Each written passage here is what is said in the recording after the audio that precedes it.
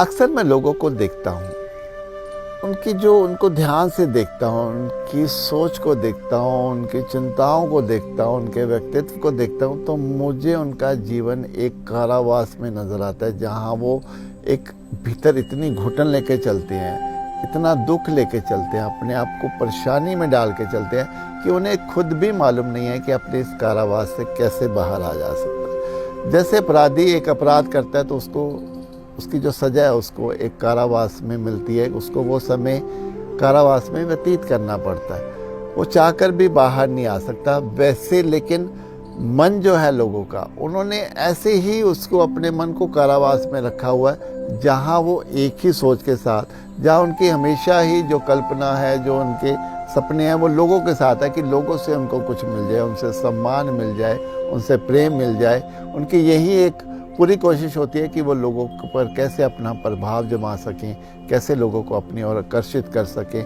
बस जब इस दायरे में जीते हैं तो अपने मन को भी वो एक तरह से कारावास में लेके चलते हैं, जहाँ उनको रिश्तों के अलावा, लोगों के अलावा और कुछ भी नहीं सूझता है। मन का तो स्वभाव है, मन को हम जितना खुला छोड़ते हैं, उसको जितना हम बंधनों से बाहर निकालते हैं, वो उतना ही जीवन को और खिलाता चला जाता है, जीवन को और वो ऐसा आनंदित बनाता चला जाता है, उतना शांति देता जाता है। लेकिन हमें उसको पूरा आज़ाद उस कारावास से बाहर निकाल के ईश्वर के साथ, इस प्रकृति के साथ एक करना होगा।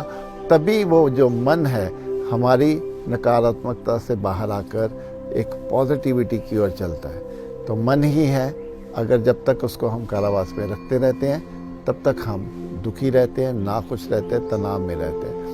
आत्मा को भी देखें तो हम अपनी उसको भी भीतर पहुंच ही नहीं पाते। एक कारावास हमने ही अपना उसका ऐसा बना रखा है जहां हम उस तक पहुंच नहीं पाते, क्योंकि हमें इस संसार के अलावा कुछ दिखता ही नहीं है। हमें धन, पद, प्रतिष्ठा, इसके अलावा कुछ दिखता ही नहीं है। हमें अपनी इच्छाओं के अलावा कुछ दिखता ही नहीं है। और जब तक हम संसार से पूरा बंधे हैं, हम अपनी चेतना को, अपनी आत्मा को एक कारावास में रखते हैं, जहाँ हम ना ईश्वर को महसूस कर पाते हैं, ना शांति को, ना खुशी को। तो यहाँ मैं कह सकता हूँ कि अगर जो भी व्यक्ति दुखी है, ना खुश है, वो हमेशा चिंताओं में रहता है, तो एक तरह से उसी ने ही अपने जीवन को कारावास में डाला हुआ है, और कोई भी उसको दूसरा बाहर नहीं निकाल सकता। उसे खुद ही अपने पे काम करना होगा, खुद पे अपने यत्न करने होंगे, खुद अपनी समझ, अपना ज्ञान बढ़ाना होगा, अपने ध्यान में आना होगा। तभी वो अपने सभी शरीर के, मन के, आत्मा के सभी कारावास को तोड़कर बाहर आ सकता है।